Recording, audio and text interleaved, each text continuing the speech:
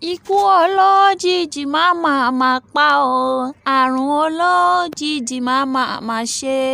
Alájà Aishatu tá ń wò yìí o, ikú olójijì má pa.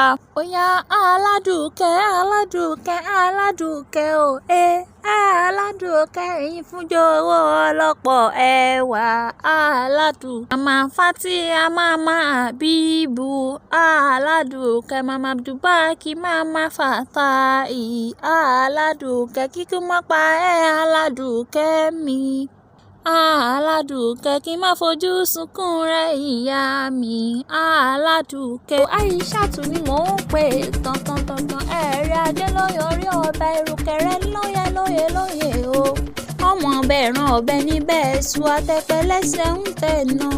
Ọmọ rẹ ló rán mi wá o. Fatima ló pè mí sórí àgọ́ lẹ́ni ọlá kéwì o.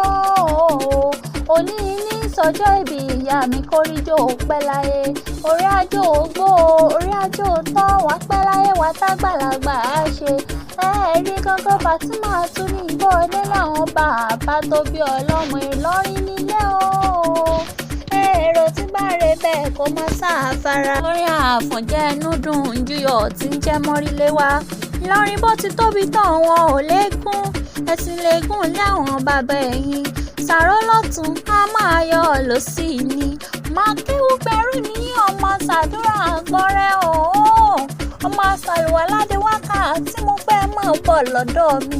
Lọ́dí láwọn bàbá tó bẹ́yìn lọ́mọ. Ìsọ̀lá ọ̀pọ̀ ẹ̀mí àlọ́ba ti Ìlọrin tèlí ń jẹ́. Ekún búra bó o bá renú gbó. Pàkákọ̀ búra bó o bá rè gbalẹ̀. Ṣẹ́yìn o mọ̀ pé mọ́rílé wá kàn ó búra bó o bá ra ààfin ọba. Àìrò òpólọ́yà dùn ọmọ ẹgbìn ìrìn ọ̀tẹ̀. Gbogbo ọmọ Àfọ̀njá tí bá ń bẹ ní ibẹ̀ kó máa gbọ́ o. Ẹ̀rí ìfẹ́ àfẹ́ràjù tí bàbá yín fẹ́ràn ló fi jogún àṣírí. Àdùkẹ́ o, àṣírí bíbò tẹ̀yìn Ìlọrin ló jẹ́ o. Ẹ̀rí ìlú tó jìnnà síná tó sún màálùú jóná ni. Òpó kọ̀rọ̀ bí títí ń bẹ lálẹ́dẹ̀ Ọ̀yún. Òpó kọ̀rọ̀ bí lálálálù lájà sí. Òpó kájà àkàrọ̀ Ọ̀yọ́ àbílẹ̀dẹ̀ Súkáwẹ̀ ni ó bá lọ́ba jura wọn lọ. Ẹ̀yin lọ́mọ òpó ògbọ̀ràn, wọ́n ní akọ̀jú ẹ̀ síná. Iná ògbọ̀ràn, wọ́n ní akọ̀jú ẹ̀ sómi.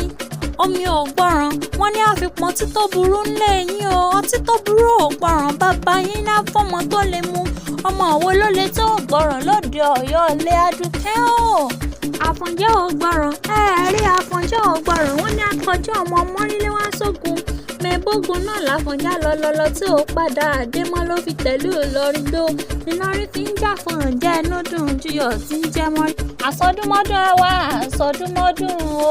Aisha àtòsùnmọ́sù á wá àsọsùnmọ́sù o. Ọdún bá ti dé pèrègbọ́n àmáwọ̀ tutù wálé ayé. Ayé ò wá ní ìjàlè wọn ó pè wọ́n ní ìgbà rẹ tí wọ́n ń dùn yí Ọlọ́run ò níjọ́ parẹ́ máyé. Àrídùnnú rẹ kò wá ní dìbàjẹ́ láyé. Ẹ̀rí níre là ń sọ̀rọ̀ àtàrẹ kójú rẹ ó mọ rí ire ni. Mama Fatia ṣe bí ìwọ ni ń pè ń òkú ọdún o. Mama Habibu ṣe bí ìwọ ni ń pè ń fa. Mama Abdulbaki ṣe bí ìwọ ni ń pè ń. Mama Fatai ṣe bí ìwọ ni ń pè ń. Mama Fatima ṣe bí ìwọ ni ń pè ń fa.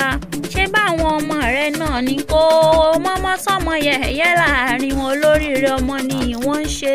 Kò wá sí bó ṣe lè pẹ́lẹ́ ayé tó. Aisha ọmọ ni tọ́nà wo sáré ọmọ. Bọ́ wá ń pò lóríire ọmọ jẹ́. Bí àjùmọ̀jò kò mọ ní díjọ́ wọ ní nǹkan lójú agbo. Ọmọ ọbẹ̀ ìran ọbẹ̀ níbẹ̀ ṣu àtẹ̀pẹ́ lẹ́sẹ̀ ń tẹ̀nà. Ọ̀rọ̀ kógbà ń ṣíkún ẹ̀ mùmùnà gbogbo ọba fọwọ́ rẹ̀ ṣe kàyí dànù láṣẹ Elédùmarè o. Tọ́ba wá ní ìta ní nkọ́rí ewì látẹ̀ ẹ̀kan pẹ́ni ọlá kéwì lèmi jẹ́. Ọmọ wọn lóró kí o rò kí ọ máa sálà.